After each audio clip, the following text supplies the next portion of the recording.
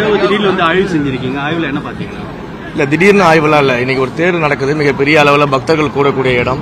அப்படிங்கிறப்போ அதற்கான ஏற்பாடுகள், பக்தர்களுக்கு தேவையான வசதிகள், இது எல்லாமே கரெக்டா பண்ணிருக்காங்களான்றதை நேரடியாக ஆய்வு பண்ணணும்னு தோணுச்சு. அதனால நேரடியாக ஆய்வு. இந்த வடகலை தென்கலை பிரச்சனை இந்த கோயில நீடிச்சுட்டே இருக்குண்ணா. இன்றைக்கு நம்ம தேர் திருவிழாவுக்காக வந்திருக்கிறோம். பக்தர்கள் இறைவனை தரிசனம் செய்யறதுக்காக வந்திருக்காங்க. அந்த தேர் திருவிழா மிகச் சிறப்பாக நடைபெறணும்னு சொல்லி இறைவனை பிரார்த்திக்கிறதுக்காக வந்திருக்கிறோம். அதை நோக்கி நம்மளோட பயணம். என்ன மாதிரியான ஏற்பாடு பண்ணிருக்கோம்? ஏன்னா திருவிழாவில் ஆயிரக்கணக்கான லட்சக்கணக்கான பக்தர்கள் வருவாங்க. எவ்வளவு போலீசாரு, அவங்களுக்கு என்ன தண்ணீர் வசதி, எல்லா வசதியும் செஞ்சிருக்கோம். என்னென்ன செஞ்சிருக்கோம் சார்? இந்த தேர் திருவிழாவை பொறுத்த வரைக்கும் லட்சக்கணக்கான பக்தர்கள் கலந்து கொள்ளக்கூடிய ஒரு மிகப்பெரிய திருவிழா காஞ்சிபுரத்தில். இங்கே அவர்களுக்கு தேவையான அளவிற்கு காவல்துறையினுடைய பாதுகாப்பு எண்ணிக்கை இருக்கப்பட்டிருக்கு. 800க்கும் மேற்பட்ட காவல்துறை அதிகாரிகள் பணியில் ஈடுபடுத்தப்பட்டிருக்கிறாங்க.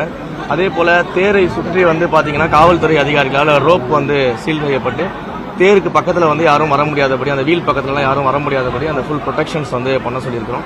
அதே போல மருத்துவ வசதிக்காக தேருக்கு முன்னாடியும் பின்னாடியும் ஆம்புலன்சஸ், அதே போல எமர்ஜென்சி நீடுக்காக பாத்தீங்கன்னா தீயணைப்புத்துறை வாகனங்கள் தேருக்கு முன்னாடியும் பின்னாடியும் வாகனங்கள் இது பண்ணியிருக்கோம்.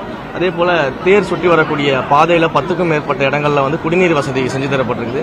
அதே போல தன்னார்வலர்கள் அன்னதானம் வழங்குவதற்கும், நீர்மோர் பந்தல் அமைத்து நீர்மோர் கொடுக்கறதுக்கும், பானகம் கொடுப்பதற்கும் அதற்கான பந்தல்கள் அவர்களுக்கான இடம் ஒதுக்கீடு செய்யப்பட்டு அதெல்லாம் செய்யப்பட்டிருக்குது. தேர் வரக்கூடிய பாதைகள்ல எந்த விதமான தடைகளும் இல்லாத அளவிற்கு, டிராபிக் இல்லாத அளவிற்கு ஃப்ரீயா தேர் மூவ் ஆகக்கூடிய அளவுகளுக்கு எல்லா ஏற்பாடுகளும் செய்யப்பட்டிருக்கு. எந்த விதமான எலக்ட்ரிக்கல் லைன்ஸும் கிராஸ் ஆகாத அளவிற்கு எல்லாமே முன்னேற்பாடுகள் செக் செய்யப்பட்டு, அந்த மாதிரி எலக்ட்ரிக்கல் லைன்ஸ் இருந்தால் அது எல்லாமே மாற்றி அமைக்கப்பட்டிருக்கிறது. ஸோ கம்ப்ளீட்டா இந்த தேர் நல்லபடியாக சிறப்பாக சென்று திரும்ப நிலைக்கு வரும் அளவிற்கு எல்லா வசதிகளும் செய்திருக்கும். காவல்துறையை வைத்து ஃபுல்லா ரோப் வச்சு சீல் பண்ணிருக்கோம். யாரும் வீல் பக்கத்துல வராத அளவுக்கு அவங்க பாதுகாப்பு. வழக்கமான பாதுகாப்பு தானே அது தவிர்த்து என்ன பண்ணிருக்கோம்? அந்த பாதுகாப்பை என்ஷூர் பண்ணணும் இல்லையா? அது நம்ம என்ஷூர் பண்ணணும் இல்லையா? அந்த பாதுகாப்பு வழக்கமான பாதுகாப்பா இருந்தாலும் அதை என்ஷூர் பண்ண வேண்டியது, ஒவ்வொரு தடவை பண்ண வேண்டியது அரசாங்கத்தினுடைய கடமை, அதிகாரிகளோட கடமை. அதை நம்ம பண்ணிட்டு சார், கும்பாபிஷேகம் பல கோவில்கள் நடக்காம இருக்கு. இப்போ பாத்தீங்கன்னா கும்பரக்கோட்டை முருகன் கோவில், வரதராஜ பெருமாள் கோவில் பல ஆண்டுகளாக நடைபெறுகிறது. இதே போல பல்வேறு கோவில்கள் 90% முடிஞ்சாலும் அதுக்கு எப்ப கும்பாபிஷேகம்ன்றது காலதாமதமாவே இருக்கு சார். அதாவது இப்பதான் ஆட்சி அமைச்சிருக்கிறோம், ஒரு மாசம் தான் ஆகுது.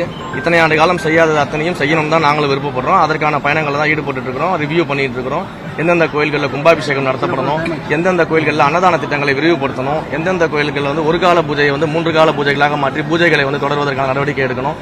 அதே போல எந்தெந்த கோயில்கள் பாழடைந்த நிலையில் இருக்கிறதோ அந்த கோயில்கள் எல்லாமே கண்டறிந்து அந்த கோயில்களை மீட்டு புனரமைத்து அங்கும் கும்பாபிஷேகம் செய்வதற்கென நடவடிக்கை எடுக்கணும்னு சொல்லி பல்வேறு கோணங்கள்ல ஆய்வுகள் நடத்திட்டு இருக்கோம். ஒரு மாதம் தான் ஆகுது, கொஞ்சம் டைம் கொடுங்க. அது எல்லாமே கொஞ்சமா பெரிய கோயிலுக்கு மட்டும் நம்ம அந்த சிறப்பு தரிசனம் போடுறோம். ஆனா சிறிய கோயில்களுக்கு சிறப்பு தரிசனம் சார். குமரக்கோட்டைன்றது சிறிய கோவில் தான், அதுக்கு 20 ரூபா டோக்கன் போறது உள்ளூர் மக்கள் ரொம்ப பாதிக்கப்படுறாங்க. அதாவது இந்த தரிசன டிக்கெட்டை எப்படி முறைப்படுத்தணுன்றதுக்கான ஆய்வை நாங்கள் எடுத்துட்டு இருக்கோம். மாண்புமிகு முதலமைச்சர் அவர்கள்கிட்ட அந்த ஆய்வின் அடிப்படையில் நாங்கள் எடுக்கப்பட்ட முடிவுகளை சொல்லி அந்த முடிவின் அடிப்படையில் பல மாற்றங்களை கொண்டு வர இருக்கோம். அந்த மாற்றங்கள் கொண்டு வரும்போது பாருங்க. நன்றி.